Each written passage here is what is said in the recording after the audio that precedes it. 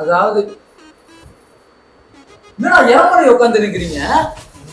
அதாவது ஷோ நல்லா மகாபாரத கதை வந்து இடத்துக்காக நம்ம பிரச்சனை இல்லை, அதான் இறமறை உட்கார்ந்து கதை சொல்லலாம். சரித்திரத்தில் எப்படி இடம்பெறச் செய்வது என்று நினைத்துக் கொண்டே கழிவறையில் நான் அமர்ந்திருக்கும் போது கணநேரத்தில் என் ஞானத்தில் உதயமானது இந்த ஓவியம். எப்படி என் ராஜதன் நான் தேர்ந்தெடுத்தவங்க எல்லாரும் பக்காவான ஆளுங்கடா. புரியுதா? சரி, இப்போ வந்து மகாபாரதத்தை பத்தி மக்களுக்கும் நிறைய விஷயங்கள் தெரிஞ்சுக்கணும், ரொம்ப எளிமையா புரிஞ்சுக்கிற அளவு சொல்லணும். நம்ம நண்பர் இதுக்காக வந்திருக்கிறாரு. ஸோ அவருக்கும் எளிமையான முறையில நீங்க தான் புரிய வைக்கணும். உங்களை நம்பிதான்டா கூட்டு வந்திருக்கேன். என்கிட்ட லென்த்தா 2 மணி நேரத்துக்கு சொன்னதை அழகா புரியுற மாதிரி ஷார்ட்டா சொல்லுங்க. ஓகேங்களா? முடிச்சிடலாம். So welcome to the sons entertainment. இது தெரியாததை தெரிஞ்சுக்கோ, புரியாததை புரிஞ்சுக்கோ.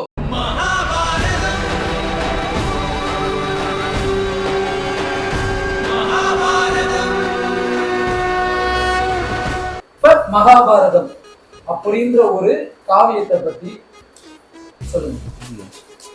சரி, நம்ம லாஸ்ட் எபிசோட்ல வந்து ஒரு விஷயம், ராமாயணம் வந்து நிறைய பேருக்கு தெரிஞ்சிருக்கு, மகாபாரதம் வந்து தெரியல அப்படின்னு பேசிட்டு இருந்தோமா. இந்த விஷயத்தை நீங்க நோட் பண்ணிருப்பீங்கன்னு நினைக்கிறேன். ராமாயணத்துல வந்து சூரிய குலத்தை சேர்ந்தவர்கள் அப்படின்னு சொல்லுவாங்க. இதே மகாபாரதத்துல வந்து சந்திர குலத்தை சேர்ந்தவர்கள். சூரிய குலம், சந்திர குலம். அருமையான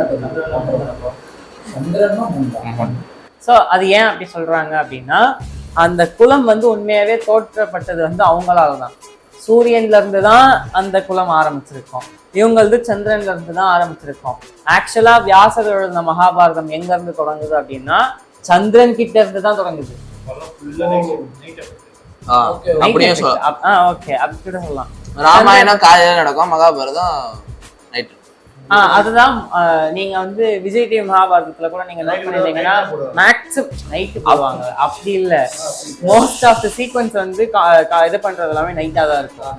ஸோ அது வந்து இன்டைரக்டா மீன் பண்ணிருப்பாங்க. இதே நீங்க இப்போ கூட சன் டிவில ராமாயணம் ஓடிட்டு இருக்குல்ல, காலையில சீக்வன்ஸ் தான் நிறைய இருக்கும். ஸோ இத வந்து அப்பத்துல இருந்தே மீன் பண்ணிருக்காங்க. கவிதைகளுமே வந்து அந்த இரவை பத்தி அதிகமா பாட்டு இருக்கு அப்படின்றதும் ஒரு இது வந்து மகாபாரதம்.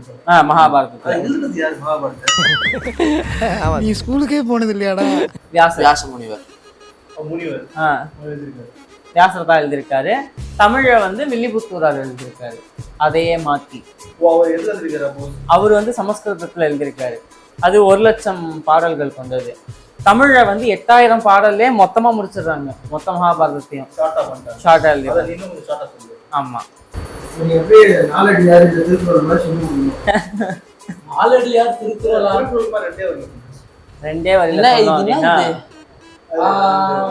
வரியில சொன்னோம்னா, யாரோ ஒருத்தர் எனக்கு சொன்னது வந்து ஏதோ ஒரு நேரத்துல எனக்கு ஒண்ணு சொன்னாங்க, ராமாயணத்துக்கும் மகாபாரதத்துக்கும் என்ன வித்தியாசம் அப்படின்றது பேசலாம். அது என்னன்னா, ராமாயணம் வந்து பெண்ணுக்காக நடந்தது, மகாபாரதம் வந்து மண்ணுக்காக நடந்தது. அதுதான் ஃபர்ஸ்ட் எபிசோட். திருக்குறள் 2 வழி, அவ்வளவுதான், முடிஞ்சிச்சு, ஷோ முடிச்சிடுறோம். என்னடா புத்தலாட்டாது? இவ்வளவு நேரம் நீங்க கேட்டுதான் திருக்குறள் மாதிரி 2 வரியில சொல்லுங்க, மகாபாரத்தை ராமாயணத்தை லிங்க் பண்ணி வச்சு 2 வரியில முடிச்சேன். 2 மிகப்பெரிய காவியத்தை ஒண்ணு அடக்கிக்க வேண்டாம். முதல்ல அது காவியமே இல்ல, இதிகாசம். படிச்சிருந்தா தெரியும். நான் மழைக்கு கூட பள்ளிக்கூடம் பக்கம் ஒதுங்கினது இல்ல. விஜய் சாரோட ஒரு பாட்டு ஒண்ணு கேட்டிருக்கீங்களா? ஒரு பொண்ணு ஒண்ணு நான் பார்த்தேன் அப்படின்னு சொல்லி ஒரு பாட்டு. அந்த படத்துல அந்த பாட்டுல கூட ஒண்ணு சொல்லிருப்பாங்கல்ல, அவ சிரிச்ச சிரிப்புல 100 பேர் செத்து போயிட்டான். அதுதான் மகாபாரதம். சீதை சிரித்ததால் மகாபாரதத்துல சீதை தனியா இருக்கும்போது ராவணன் வந்து நீ எல்லாம் புராணத்தை பத்தி பேசுற, அதுவும் மகாபாரதத்துல எதுனா சீதா. திரௌபதி சிரித்ததால் துரியோதனனோட 100 தம்பிகள் செத்து போயிட்டாங்க. அதுதான் மகாபாரதத்துல உண்மையாலுமே நடந்த கதை. அப்ப வாலி அவ்வளவு அழுக, வாலிதான் வாலின்னு ஒண்ணு முந்தல ரேகெல்லாம் பார்த்தேன். சோ அது புரியல. திரௌபதி அந்த மோகன்ஜி படம் தானே. இவனை கொன்னுடலாமா?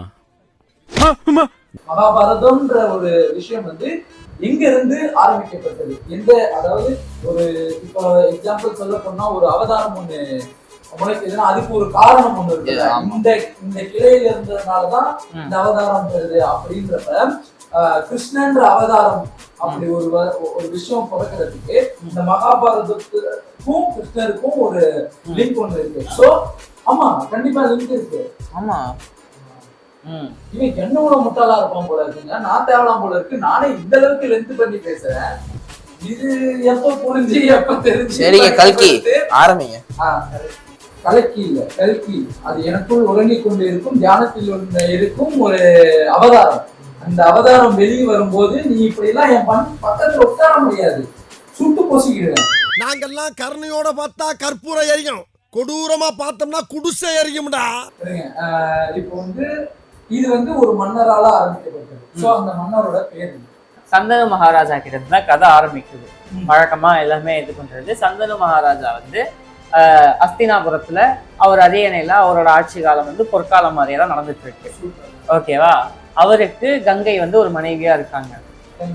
ஓகேவா? கங்கை மனம் புரிஞ்சிட்டு இருக்கிறப்போ கங்கை ஒரு சம்மதம் வாங்கியிருக்காங்க, நான் என்ன பண்ணாலும் நீ அதை கேள்வி கேட்க கூடாது அப்படின்னு சொல்லி சொல்றாங்க. அவங்க முதல்ல ஒரு குழந்தை பிறக்குது, அந்த குழந்தைய தண்ணியில எடுத்து போய் போட்டுடுறாங்க. இதே மாதிரி 7 குழந்தை பிறந்து 7 குழந்தையும் தண்ணியில போட்டுடுறாங்க.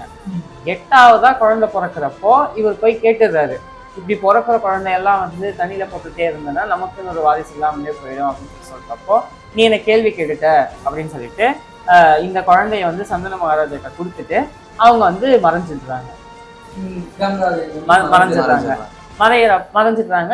இவர் தான் அந்த குழந்தைய வளர்க்கிறாரு. அந்த குழந்தைக்கு தேவவிரதன் பேர் வைக்கிறாரு.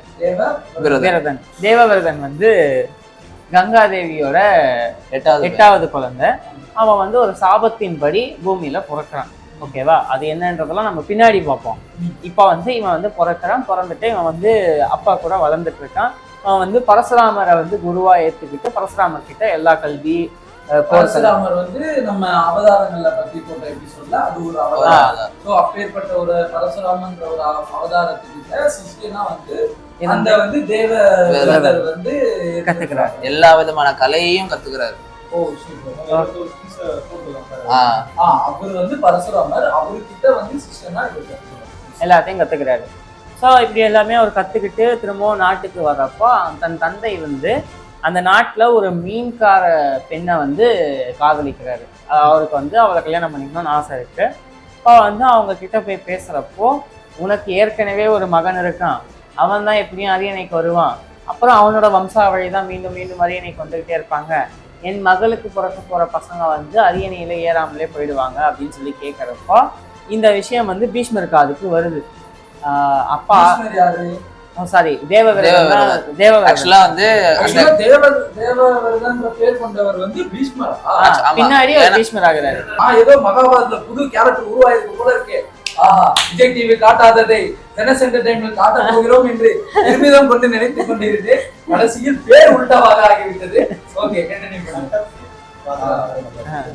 ஸோ இப்படி தேவவிரதன் இந்த விஷயத்தை கேள்விப்பட்ட உடனே ஒரு நாள் அப்பா பீஷ்மர் நோட் த பாயிண்ட். அவர் அவங்க அப்பா கிட்ட பேசிட்டு இருக்கிறப்போ அவங்க அப்பா கிட்ட சத்தியம் பண்றாரு, நான் எக்காலத்துலயும் கல்யாணம் பண்ணிக்க மாட்டேன், அது அஸ்தினாபுரத்தோட அரியணையில ஏற மாட்டேன் அப்படின்னு சொல்லி சத்தியம் பண்ணி கொடுக்குறாரு. ஸோ இந்த சத்தியத்தை கேட்டுட்டு அவங்க அப்பா மனம் மகிழ்ந்து உனக்கு விருப்பப்படுறப்பதான் உனக்கு மரணம் ஏற்படும் வரம் கொடுக்குறாரு. ஸோ அந்த வரத்தையும் வரத்தை வாங்கிடுறாரு. அப்புறமா அவர் சத்தியவதியை கல்யாணம் பண்ணிக்கிறாரு. சத்தியவதி தான் அந்த மீன் பெண். ஓகேவா? சத்தியவதியை கல்யாணம் பண்ணிக்கிறாரு. அப்புறமா சத்தியவதிக்கும் அவருக்கும் 2 பசங்க பிறக்கிறாங்க. சித்ராந்தகன், இன்னொருத்தர் பேர் விசித்திர வீரியன். சித்ராந்தகன் 2 பேரும் வளர்றாங்க. அதுல சித்ராந்தகன் ஒரு போர்ல போயிட்டு இறந்துடுறான். நெக்ஸ்ட் விசித்திர வீரியன். விசித்திர வீரியனுக்கு நல்லா வளர்றான். ஆனா எல்லாமே பீஷ்மர் சொல்லி தராரு. அவ்வளவா அவன் கத்துக்க மாட்டான், ஒரு லேசினஸாவே இருப்பான். சரி ஓகே, இவனுக்கு கல்யாணம் பண்ணணும் அப்படின்னு சொல்லிட்டு போகும்போது காசி மகாநகருக்கு போயிட்டு அங்க இருக்கிற ஒரு 3 இளவரசிகளை கூட்டு வர்றாரு. அம்பை, அம்பிகை, அம்பாலிகை 3 பேரை கூட்டு வர்றாரு. அங்க அந்த 3 பேர்ல அம்பைக்கு சுயமரம் நடக்குது. பல நாட்டு மன்னர்கள் இருப்பாங்க, பல நாட்டு இளவரசர்கள் இருப்பாங்க. எல்லாருமே இருக்கிறப்போ அம்பை ஒரு காதலன், அம்பைக்கு ஒரு காதலன் இருப்பான். அவனும் சுயமரத்துக்கு வந்திருப்பான். அவ கையில மாலை கொடுத்து அனுப்பியிருப்பாங்க. அவன் மாலை போட போற நேரத்துல வந்து இவர் வந்து நின்ன உடனே எல்லாருக்குமே ஷாக்கு. என்னடா இது திடீர்னு வந்து தேவவிரதன் வந்திருக்காரு அஸ்தினாபுரத்துல இருந்து அப்படின்னு சொல்லிட்டு எல்லாருமே பீஷ்மர் வந்திருக்காரு அப்படின்னு சொல்லிட்டு எல்லாருக்குமே ஒரு ஷாக்கு. ஓகேவா? டக்குன்னு வந்து காசி மன்னரை பார்த்து உங்க 3 பெண்ணையுமே வந்து என்னோட தம்பிகளுக்கு மனம் புரிஞ்சு வைக்க போறேன் அப்படின்னு சொல்லிட்டு கூட்டிட்டு போறதுக்காக வராரு. ஸோ இப்படி போயிட்டு இருக்கிறப்போ அம்பை வந்து என்ன சொல்றாங்கன்னா, எனக்கு சேமரம் நடந்துட்டு இருக்கு, நான் ஒருத்தனை காதலிக்கிறேன், நீங்க வந்து என் விருப்பம் இல்லாம நீங்க நான் வந்து உங்க தம்பிக்கு கல்யாணம் பண்ணி வைக்க முடியாதுன்னு சொல்லி சொல்றப்போ மற்றவங்க எல்லாம் எந்திரிச்சு போயிடுறாங்க. ஆனா அம்பையோட காதலன் மட்டும் இவர் எதிர்த்து நிற்கிறான். சண்டை போடுறப்ப வந்து ஒரு கட்டத்துல கொல்ல போயிடுறாரு. கொல்ல போறப்போ அம்பை வந்து மன்றாடுறான், எனவே என் காதலனை விட்டுருங்க அப்படின்னு சொல்லி சொல்றப்போ அவர் விட்டுடுறாரு. ஏதோ ஒரு ஞாபகத்துல அந்த சபை முன்னாடி அம்பையோட கையை பிடிச்சி இழுத்து போயிடுறாரு. ஸோ ஒரு பெரிய அரசவை முன்னாடி என் கையை பிடிச்சி இழுத்துட்டு போயிட்ட, அப்போ நீ தான் என்ன கல்யாணம் பண்ணிக்கணும்னு சொல்லி அம்பை வந்து பீஷ்மரை கேட்குறாங்க. இந்த பீஷ்மர் பொண்ணு கேட்கும்போது அம்பிகை அம்பாலிகை 2 பேருமே ஓகே சொல்லுவாங்க. அம்பை மட்டும் கல்யாணம் காதலிச்சுனால ஓகே சொல்லாம இது பண்ணிட்டு இருப்பாங்க. அதனால அம்பிகைக்கும் அம்பாலிகைக்கும் பிரச்சனை இல்லாம விஷயத்துல கல்யாணம் ஆகும். அங்க வந்து அவர் வந்து சொன்ன உடனே அவங்கள கூட்டு போயிடுவாங்க. அம்பை மட்டும் முரண்டு பிடிப்பாங்க. அவங்க நேரா அஸ்தினாபுரத்து மாளிகைக்கே வந்துட்டு எல்லார் முன்னாடியும் இந்த மாதிரி வந்து பீஷ்மர் வந்து என் கையை பிடிச்சி இழுத்துருக்காரு, நான் வந்து அவரை தான் கல்யாணம் பண்ணிப்பேன்னு சொல்றப்போ அது நடக்காது, அவன் வந்து அவங்க அப்பாவுக்கு சத்தியம் பண்ணியிருக்கான், நான் வந்து பிரம்மச்சரியா தான் வாழ்வேன் அப்படின்னு சொல்லிட்டு ஸோ வந்து முடியாதுன்றப்போ அப்போ அம்பை வந்து அங்கேயே வந்து இது பண்றாங்க, என்னைக்கா இருந்தாலும் பீஷ்மரோட சாவு வந்து என் கையில தான் இருக்கும் அப்படின்றத சொல்லிட்டு போறாங்க. அவங்க ஒரு சபதம் எடுக்கிறாங்க. பீஷ்மர் என்ன பண்றாருன்னா, நான் ஒரு துரோகம் பண்ணிட்டேன், அதனால என் கண்ணு முன்னாடி எப்படி அடுத்த தடவை வந்து நிற்கிறியா, அப்போ நான் என் உயிரை என் கண்ணு முன்னாடி நீ எப்ப வரியோ நீ தான் அதுன்னு எனக்கு தெரிஞ்சிருச்சுன்னா நான் எந்த ஆயுதமும் ஏந்த மாட்டேன், ஆயுதம் இல்லாம நான் நிற்பேன் அப்படின்னு சொல்லி அவரு அம்பைக்கு வந்து சபதம் பண்றாரு. ஏன்னா நான் உனக்கு பண்ணது தப்பு, நான் வந்து உனக்கு பண்ணது தப்பு, என்னால உனக்கு கல்யாணம் பண்ணிக்க முடியாது, அப்போ நான் வந்து ஆயுதம் இல்லாம நிற்பேன், உன்னை நீ கொல்றதுக்கு நான் வசதியா இருக்கும் அப்படின்றது. இல்ல அது வந்து முடிஞ்சிருச்சு, அவ போயிட்டு இது பண்ணிடுறா. நல்லா நோட் பண்ணிக்கோங்க, இது அம்பையோட சபதம் ஃபர்ஸ்ட். திரௌபதிக்கு முன்னாடி இது வந்து ஃபர்ஸ்ட். திரௌபதி ஏன் கூட்டு வந்த? திரௌபதி எல்லாம் இப்ப வரவே வர. திரௌபதி ஏன் கூட்டு வந்த? ஏன் ஜம்ப் அடிக்கிறீங்க? நல்லா புரிஞ்சுக்கோங்க, இது அம்பையோட சபதம் அப்படின்னு சொன்னானா எனக்கு தெரிஞ்சது எல்லாமே திரௌபதி சபதம் நான் நிறைய கேள்விப்பட்டிருக்கேன். அதை பேஸ் பண்ணி திரௌபதி மாதிரி இதுக்கு முன்னாடி சபதம் போல இருக்கு அப்படி. ஏன்னா எனக்கு புரியாதா, அம்பிகையோட சபதம் வேற, திரௌபதியோட சபதம் வேறன்றது. ஏன்னா வேற வேற.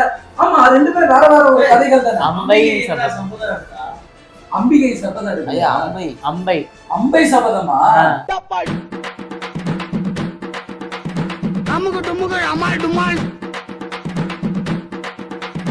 அமுகு டுமுகள் அமால் டுமால்,